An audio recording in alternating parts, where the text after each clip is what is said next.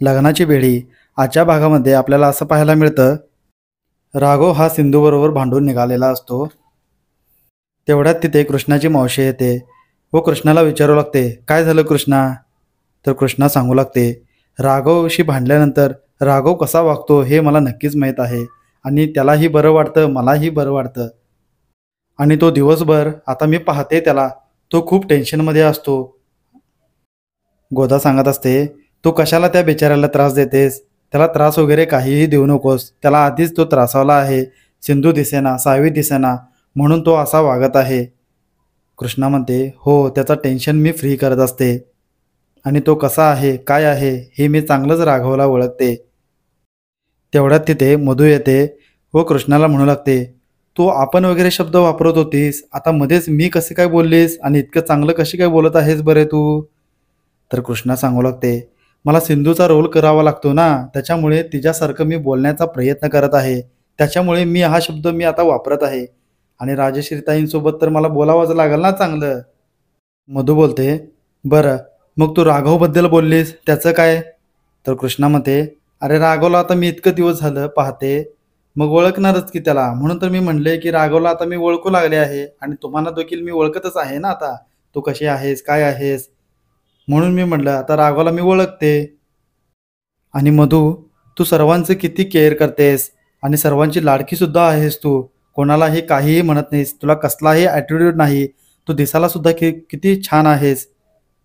त्यावर मधू म्हणते, बरं बरं असू दे, तसे म्हणून ती निघून जाते. पुढे आपण पाहतो, कृष्णा ही राघवला चहा घेऊन आलेले असते. राघव म्हणतो, आता हे काय नवीन बरं, तू चहा वगैरे आणायची काहीही गरज नाही, तुला जे काम मी सांगितलं आहे तेवढं तू परफेक्टली कर म्हणजे झालं. तर कृष्णा म्हणते, मला देखील काही चहावाली बनायचं नाही आहे, मला राजेश्री ताईंनी मला सांगितले म्हणून मी इथं आलो आहे तुझ्यासाठी चहा घेऊन. राघव सांगू लागतो, तुला काय चांगलं बोलायला जमतंय की नाही, प्रत्येक वेळेस वाकड्यातच बोलत असतेस तू. कृष्णा म्हणते, मी अशीच आहे आणि अशीच बोलणार. पुढे आपण पाहतो, मधू शकुंतलाशी फोनवरती बोलत असते. शकुंतला त्यांना म्हणत असतात, हे पहा, आता तुझ्याकडे फार वेळ नाही आहे, तुला काय करायचं आहे ते लवकरात लवकर कर, राघवला कसं मनवायचं ते बघ आणि काय असेल ते लवकरात लवकर आवर.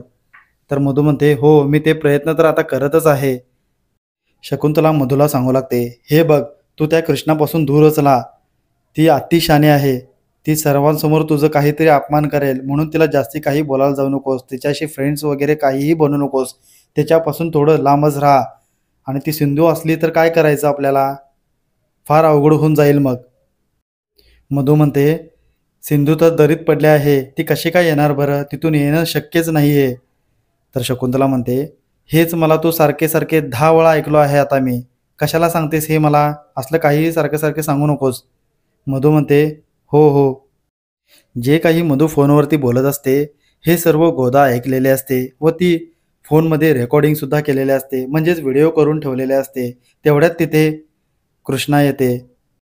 कृष्णा तिला विचारू लागते, अगं तू इथे काय करत आहेस? तर गोदा तिला जो व्हिडिओ केला होता ते तिला दाखवते. कृष्णा ते पाहून खूप खुश होते. आता पुढे आपण पाहतो, कृष्णा मधूच्या रूममध्ये येते व ती येऊन खुर्चीवरती बसते. मधू तिला म्हणू लागते, हे काय करत आहेस बरे तू हे, आणि उठ, तू बाहेर निघ, हा माझी रूम आहे. मधू म्हणते.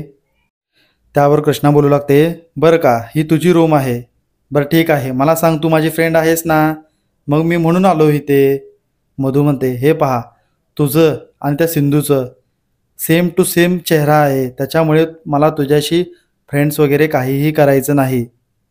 कृष्णा सांगू लागते, अगं तू असं का करतेस, मी तुझ्याशी मैत्रीण करत आहे, फ्रेंड्स बनवत आहे, तू असं बोलवत आहेस मला, हे काही मला पटलेलं नाही हां. मधू बोलते, ते काय मला माहीत नाही, तू आधी माझ्या रूममधून बाहेर हो, तसे म्हणून तिला बाहेर काढत असते. कृष्णा तिला म्हणते, अरे हे पहा, मी तुला एक गिफ्ट आणले आहे, ते दाखवू का तुला? मधू म्हणते, दाखव बरं. आता कृष्णा ती मोबाईल काढते, जो व्हिडिओ गोदाने केला होता ते तिला दाखवू लागते. ते पाहून ती खूप घाबरते व म्हणू लागते, हा व्हिडिओ कसं काय बरं, आणि तू आमचं सर्व बोलणं ऐकत होतीस चोरीने. कृष्णा म्हणते, ए मधू, हे बघ, मला असलं चोरून वगैरे ऐकायचं काही इंटरेस्ट नाही आहे आणि मी असलं कधीच केलेलं नाही. हा व्हिडिओ गोदाने केला होता, म्हणजेच माझ्या मावशीने केला होता. मधू खूप घाबरलेले असते. कृष्णाला बोलू लागते, कृष्णा, तो व्हिडिओ तू आधी डिलीट कर बरं. कृष्णा म्हणते, नाही नाही, तुला माझ्यावरती विश्वास नाही का? मी हा व्हिडिओ घेऊन कोणालाही दाखवू शकले असते ना घरामध्ये. मी तुझ्याकडे का आलो बरं? मला तुझ्याशी फ्रेंडशिप करायचा आहे आणि तू चांगली मैत्रीण आहेस माझी, म्हणून तुझ्याकडे मी आलो आहे आणि तुलाच फक्त हा व्हिडिओ दाखवला आहे मी. आणि हा व्हिडिओ मी जर राघवला दाखवला असतं तर तुला तो चांगलाच फटका दिला असतं की नाही मग? मधू म्हणते, तसं काहीही करू नकोस, तो आधी मोबाईल माझ्याकडे दे आणि व्हिडिओ डिलीट कर. कृष्णा म्हणते, नाही नाही, तसे म्हणून ती तिथून निघून जाते. इकडे आपण पाहतो राजश्रीला रुक्मिणी तेन सांगत असतात, हे पहा राघव स्वतःची काहीही काळजी घेत नाही, त्याला आता तूच सांग, तो जेवतसुद्धा नाही आहे. राजश्री म्हणते, आता घरामध्ये सिंधू आली आहे ना, तर ती काळजी घेईल त्याची. तेवढ्यात तिथे सिंधू येते व राजश्रीला बोलू लागते, मदर्स काय झालं बरं?